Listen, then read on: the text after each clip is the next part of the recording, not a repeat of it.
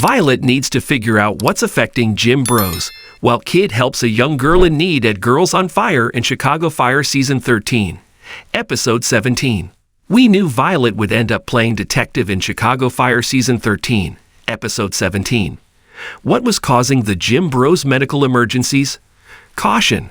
This post contains spoilers for Chicago Fire Season 13, Episode 17.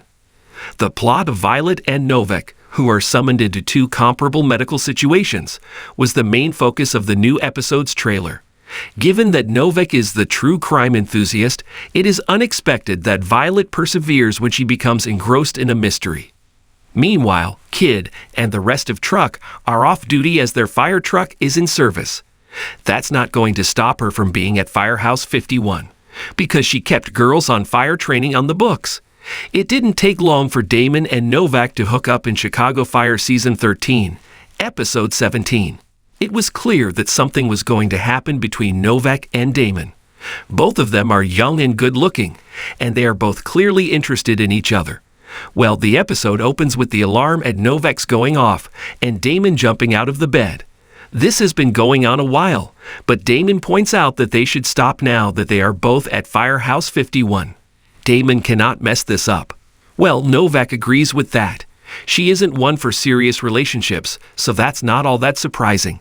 However, I can't see this relationship not going somewhere in the future. Will we get the next severide? Damon is focused on learning while he's at the firehouse, though. He follows Herman and takes in every word. We definitely see a different side to this character, showing that people can change. And people can, so I'm glad the series is showing this. Herman has good things to say about Damon at first. Is that the way it will stay? Everyone continues to support Damon's training. Something that I love about Firehouse 51 is that they are a family, and new people are welcomed in when they prove themselves. Sure, Damon lied, but he also proved himself as a good firefighter, and he's coming back in with his head held high. Cruz helps Damon succeed as a drill, and that leads to the two of them breaking the firehouse record. It wasn't just anyone who set that record either. Herman points out that Severide and Gallows set that record, and nobody thought anyone would break it. It's high praise from Herman for Damon to take the win. When Herman realizes that Damon hasn't unpacked anything in the locker and made it his own, it's clear that Damon isn't expecting to stay. This is why he's been so hard on himself. He thinks he'll mess up and go back into the floater pool. With this, Herman goes to see Damon to make it clear Damon's home is at Firehouse 51. Chief Pascal struggles to act at first. For Pascal, the episode starts with the guy from earlier in the season turning up. You know, the guy who Pascal punched when he thought the guy was hitting on his wife? Well, it looks like this guy was interested in Monica, but he was consistently rejected. Monica always wanted and loved Dom.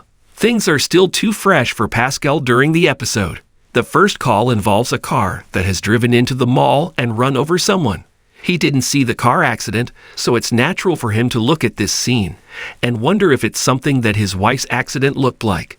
It's also natural for Pascal to get angry at the driver of the vehicle when the young girl who was under the car is taken to med.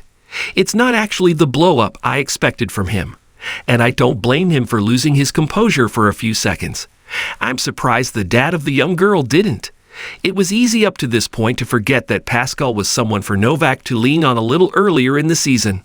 Once you remember that, it isn't that surprising to see that Novak is the one to offer some support, giving the same advice that Pascal previously gave to her. As he thinks back to that moment, there's a small smile on his face. It's clear he is happy that he made a difference for someone. We don't just get to see Pascal at the firehouse, though. We see him at home as well, where he's starting to gather up all of Monica's things. That is except a couple of items. He needs some sort of reminder that his wife once lived there, and it's absolutely heartbreaking to watch him grieve. Kid gets a new Girls on Fire recruit in Chicago Fire.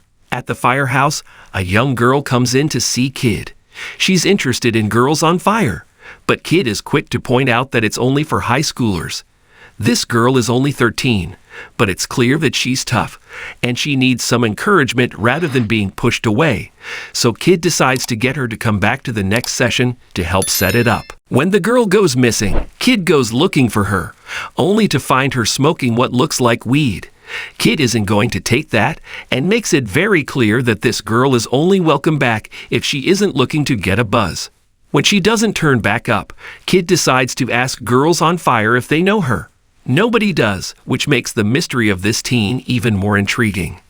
Natalie was at the Horizons Community Center, and Kid is able to get some answers from Amy, who works there. This is when the mystery continues to deepen. Amy never talked to Natalie about Kid's history with the CFD.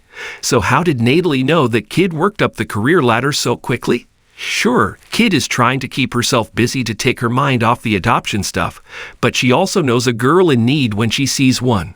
She isn't going to forget about Natalie. It's a good thing that she does decide to look into Natalie, as it turns out that she's living at a business site. Kid decided it was time to do some digging into Natalie. It turned out that she was a 4-year girl Kid rescued from a house fire back when Kid was at Firehouse 27. I get a sense that Natalie is going to be back, and I can't help but feel like she'll be the kid that SisterWives adopt. Violet plays detective in Chicago Fire. We knew that Violet would end up playing detective, and the second call of Chicago Fire Season 13, Episode 17 sets up that storyline. She and Novik are called to a local gym, where the barbell stand has fallen on top of someone who is working out. It turns out that this guy was loopy and staggering around, but he wouldn't allow anyone to spot him. With his oxygen low, Violet starts to play detective. This guy had been taking heavy-duty pain meds in the past, so it could have been an opioid overdose. When the treatment doesn't work, Violet is stumped. All they can do right now is get the guy to med. Maybe the second emergency can help. This time it's to an apartment, where a man is on a bed in serious pain. There's a mark on his leg that looks like it's some sort of infection. What is going on? Violet is quick to note that it's an injection mark, and it's probably infected. Violet's thoughts that the guy took something was right, despite the roommate saying that Jim Bro was on a clean diet. As they leave the apartment with the guy, Violet notices his gym bag.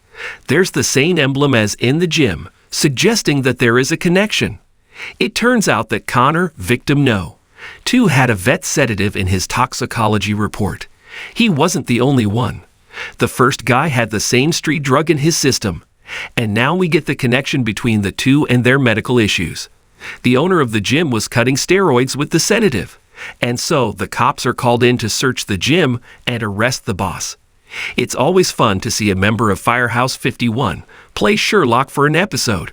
In this case, we got to see how much Violet cared to make sure others were saved. Violet also gets some personal development throughout the episode. After spending the previous episode ghosting Flynn, Violet decides that she needs to call him and go on a date. It's hard to tell whether she's trying to convince herself that Flynn is a good guy or not, but it's clear that she's not quite into him. She won't open up about the darkness of her job, and they just seem so standoffish right now. Plus, we know that Flynn isn't really a good guy, right? Trouble is sure to come soon. Carver is coming back next shift. Thanks for watching this video. Please subscribe my Fast Gossip 24 to our channel and stay with us.